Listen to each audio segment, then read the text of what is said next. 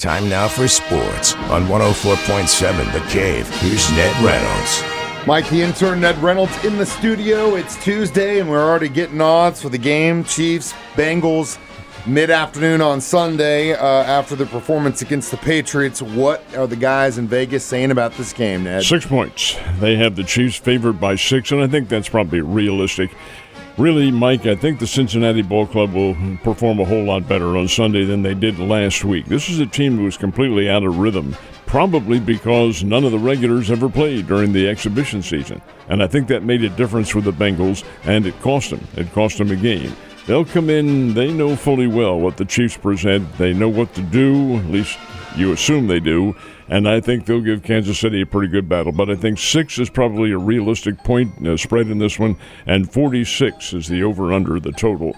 Maybe a little bit more than that, depending on the type of game that it is, but we'll see what happens, and the game is coming up late Sunday afternoon, Arrowhead Stadium.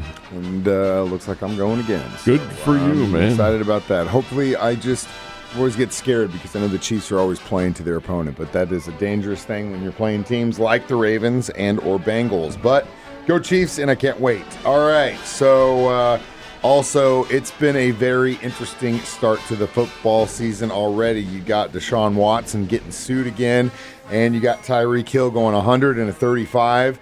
Your thoughts on what went down Sunday morning? Isn't it amazing how trouble always seems to find Tyreek Hill, and yet it's never his fault? This is astounding. Here's the story, and of course you're hearing two sides to it. But Tyreek Hill was stopped not too very far away from Hard Rock Stadium, and evidently it was a traffic violation. I haven't heard the amount of speed, but you assume that's what he was doing, is speeding. All right, police pull him over. This is according to the police now. And pull him over and say, hey, roll down your window. Well, he was belligerent, didn't roll down his window. Why? I can't tell you. Roll down your window? Fine, we'll roll it down.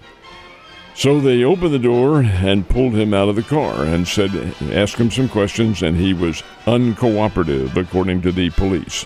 Well, then there's a physical confrontation. He gets cuffed and he's put on the ground and so forth. And he says something to the effect that he just had knee surgery and now he's not going to be able to play in the game. And the officer, expletive, deleted up his knee and so forth and so on. All that. Well, he did play. He did play in the game, and the Dolphins were able to get a win, but he played pretty much the whole game suited up.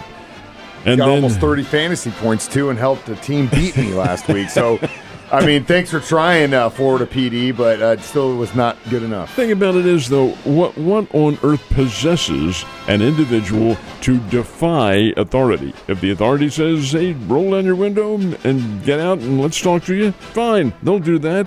They're just, I'm just entitlement, man. That is ego. Well, yeah, but it's an ego, but it's entitlement. It's a whole. He is not entitled to anything. Well, it's no. Equal justice under the law. I mean that, but I'm just saying that it's an entitlement problem with a lot of people across the board, and everyone seems to think just they're it. entitled The to a lot more. entitlement thing is completely overblown. You're entitled to your liberties, of course, but not to defying police authority, and that's what he did. I agree with you, Mike. It's a good thing he's not wearing the red and white right now. Yeah, I'm glad he's not in Kansas City. We can agree on that for sure. So, obviously, after 2 weeks of the regular season, things are kind of starting to shake up on the college football scene, and I can't believe this, but Mizzou's in the top 6? Number 6.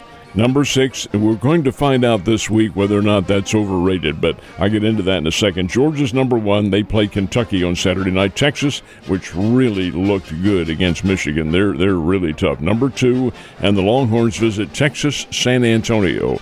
That is a 1A team, but it's a very lower-level 1A team. Longhorns should be able to win, but Notre Dame should have been able to beat Northern Illinois, too. You very never true. Can tell. In fact, Coach Sarkisian told the Longhorns that, see what happened in South Bend? Don't let that happen to you. Ohio State's number 3, they're idle this week. Alabama plays at Wisconsin. That is a very interesting matchup. Southeastern Conference against the Big Ten. Ole Miss has a date at Wake Forest. And number 6, Mizzou entertains 24th ranked, and this is a surprise, 24th ranked Boston College. They have been down. They're an Atlantic Coast Conference team. They've been down, but they've won their first 2 games, and they've looked very impressive. In doing so, beat Florida State in one of them there. Hey, that's a good little test for Mizzou. Game is in Columbia, and it'll be, I think it's a noontime game somewhere around there. But the fact is that Missouri is a slight favorite over Boston College, a big test for the Tigers. So the Royals out east against the Yankees, and I think last night, unfortunately, is kind of a microcosm of inevitably what might happen with this team, even though they've had a great season and they've got a great bunch of guys on that team that can do some incredible stuff, and some I think should win awards this year, but they just get gassed down the line. There's a depth issue down the line, and you see that when you're kind of winning the game, and then all of a sudden in the last part of the game they just open it up on you. And that will be corrected next year. I said that at the start of the year. I think Kansas City is a big pain in the backside to a lot of those teams, almost all of them in the American League and National League for that matter, but they're not quite ready yet. Well, we'll see. The Yankees beat them last night 10-4. Royals had the lead in the game early. Salvador Perez had a couple of RBIs, but then, well, Brady Singer was the starter last night. He got cuffed around to a fair amount, but a guy named James MacArthur, who is a former Philadelphia Philly, a young kid from Ole Miss, he got in there and he got blasted by the Yankees. It was in the seventh inning, and they were hitting the ball all over the place. And as a result, 10-4 is the final score. Yankees win, so the Royals lose a half a game to the Cleveland Guardians. Still in very good shape in the wild card situation. Yeah. More games to go. They're 18 still on the regular season schedule, so plenty of time. Well, not fair to say plenty of time, but there is time to get well. And Kansas City still has a chance to do some things. I do think they make the playoffs. I think they'll be there, but more than likely as a wild card team. I hope so. In the AL, they are looking really good right now. But as you said, they have 18 games left, and they still have an interesting schedule after the Yankees. Kind of got a little bit of a break, but they still have Nationals to go through, Braves, Giants. It's not going to be easy. Ned, what about the Cardinals? Cardinals are playing tonight. They're hosting the Cincinnati Reds tonight up at Busch Stadium, and the Cardinals just need to win. To stay in the hunt, they need to win. They're 10 games back of the Milwaukee Brewers. The Brewers are out on the West Coast to play the Giants in a series of games. Cincinnati, probably not as good as St. Louis, but they have given the Cardinals problems this year.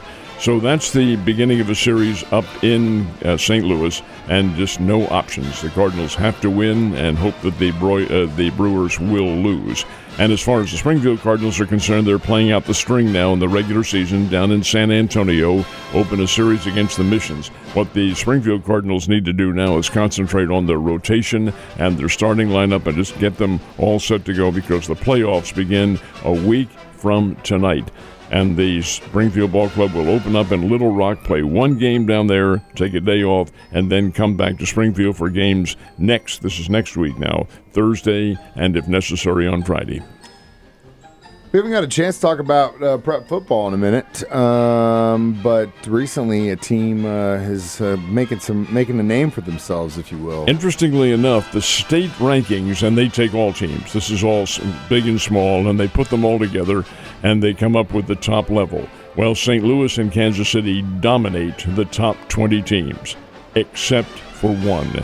Now, the top team in the state, according to all the pollsters, and this is the media and the coaches who do all of the judging on this, is St. Louis Cardinal Ritter, and that's understandable. They've only won 30 in a row, 30 straight games. That's pretty good. But then you look down the list and you see the likes of DeSmet and Lutheran North and CBC, but in number 4 is Nixa. The Nixa Eagles, number 4 in the state of all teams. This is pretty good. Last Friday night, they went to Webb City. This is the storied Webb City team with 16 state championships, and edged them 55-21. Storied no more, my man. Boy, I should say Nixa is really good. Their offensive line, they got the Cantwell kid who's 6'8", 300 pounds on there, and he is He's got offers from everybody. Can you imagine being this history teacher? What are you going to tell that kid to do for homework tonight? Well, even if they did, I mean, his ACT is 33. I know, dude. He's definitely that's a pro kid because not only is he got the size and obviously the talent, but he's got the brains too. So that's really good for that team, and that's awesome that they're in the top. And more power to them. Big time, Ned. You have a great day, and I will see you tomorrow.